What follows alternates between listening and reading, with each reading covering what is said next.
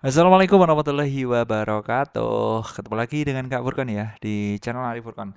Pada video kali ini Kak Furkan kembali berbagi pembahasan soal pretest PPG ya, dalam jabatan atau prajabatan 2023 tentang pedagogik tentunya ya.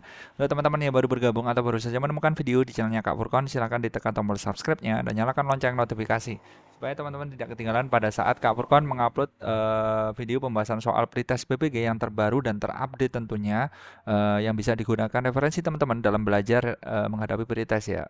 Mantap jiwa. Akan ada 3 soal yang Kak Furkan bahas seperti biasa ya. Yang pertama, bisa teman-teman coba dulu ya. Yang kedua, dan yang terakhir adalah yang ketiga. Oke, langsung saja kita ke soal yang pertama teman-teman ya. Ini lebih ke penalaran ya teman-teman. Soalnya ada di sekolah ya. Ternyata di sekolah itu seorang guru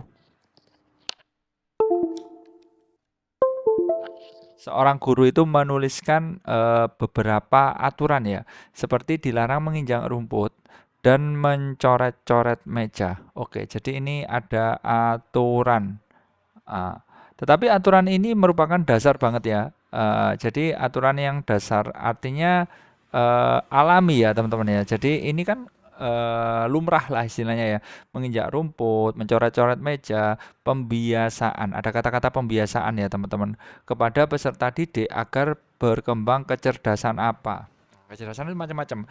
Kalau ini alami ya, kita bisa nepis nih. Yang alami, alami mana? Iya, jawabannya adalah yang naturalis. Oke. Kalau verbal ini lebih ke apa ya? Verbal berarti bahasa teman-teman ya, bahasa. Nah, jadi teman-teman bisa menggunakan apa ya? Lebih ditekankan bahasa, tetapi di sini ada kata-kata pembiasaan. Berarti kan dasar banget. Kalau kinestetis ini tentang bahasa tubuh biasanya teman-teman ya.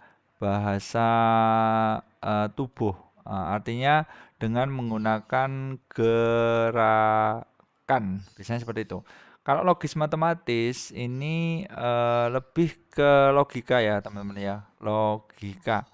Eh, Misalkan aja membuat suatu aturan, jika teman-teman berbuat, katakanlah berbuat kebaikan, maka akan banyak teman. Nah, seperti itu. Jadi lebih ke logikanya. Kalau visual spasial ini ke apa ya? Visual berarti kan langsung ya mungkin ya. Ya langsung ya kan, langsung. Spasial, visual ya kan, langsung kelihatan lah istilahnya seperti itu. Dan nanti penjelasannya kalau naturalis itu seperti ini teman-teman ya. Pembelajaran di kelas yang mengembangkan kecerdasan naturalis artinya alami. Kata kuncinya kan alami. Misalkan jalan-jalan di alam terbuka.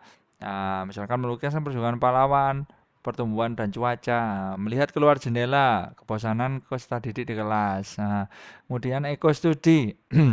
Strategi ini mengintegrasikan kepedulian. Nah, ini ada kata-kata kepedulian, kelangsungan bumi, tidak menginjak rumput, tidak membuang sampah. Nah, ini kan alami, ya kan berlangsung secara alami dan itu kalau dilakukan itu menumbuhkan kesadaran diri. Nah, seperti itu. Langsung kita ke soal yang kedua.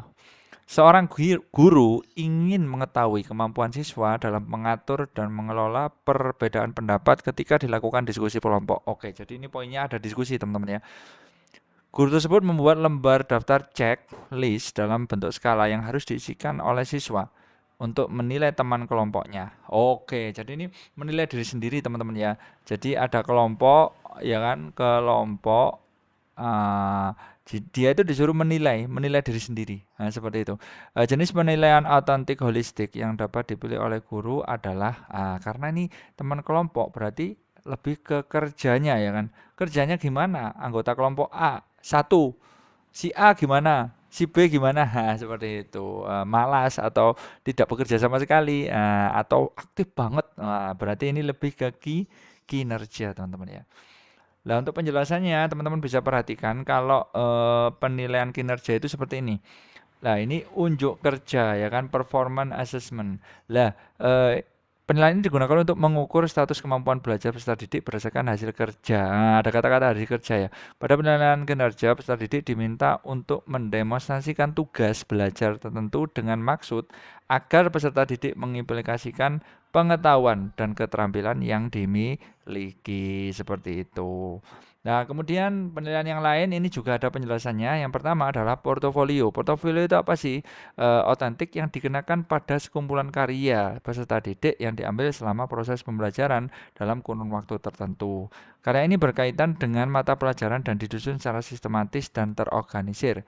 Penilaian portofolio dilakukan secara bersama antara peserta didik dan guru. Ini bersama ya, guru sama murid kalau portofolio itu. Ah, Teman-teman perhatikan ya, guru murid menyusun portofolio. Untuk melakukan penilaian portofolio secara tepat perlu memperhatikan hal-hal kesesuaian, saling percaya, seperti ini. Nah, ini portofolio hati-hati dengan penilaian proyek. Kan juga karya kalau proyek teman-teman ya, tapi hati-hati, agak mirip teman-teman ya. Cuma berbeda sih, ya kan.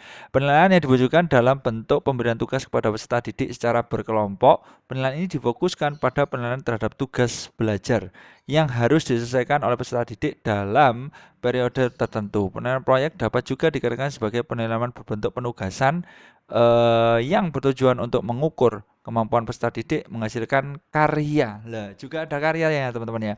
Tetapi di sini teman-teman perhatikan ya, karyanya ini fokusnya pada murid saja. Ya enggak, teman-teman? Murid saja. Kalau di portofolio tadi murid dan guru, teman-teman ya. Dengan menggunakan penilaian proyek, pendidik dapat memperoleh informasi berkaitan dengan kemampuan peserta didik dalam pengetahuan, pemahaman, dan sebagainya ini. Lah, teman-teman, ini rancu sekali ya. Portofolio juga seperti itu sih sebenarnya ya. Lah, ini kesesuaian, kepuasan, lebih ke apa ya? Penilaian proses dan hasil. Tetapi kalau ini yang proyek ini lebih lebih mendalam ya, teman-teman ya. Sintesis informasi sampai dalam pemaknaan dan penyimpulannya. Artinya fokusnya pada murid saja. Kalau portofolio itu dilakukan secara bersama antara peserta didik dan guru. Itu sih garis besarnya seperti itu. Kemudian ada jurnal, itu berkaitan dengan apa yang telah dipelajari. Ini lebih ke apa ya? Pendataan aja, materinya yang dia pelajari apa aja, seperti itu.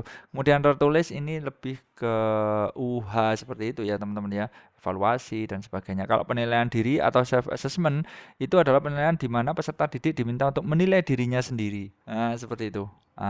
Jadi di sini jelas bukan penilaian kinerja, ya kan? Kalau kinerja itu yang tadi kan kinerja, teman-teman ya. Jelas kinerja kan, karena di sini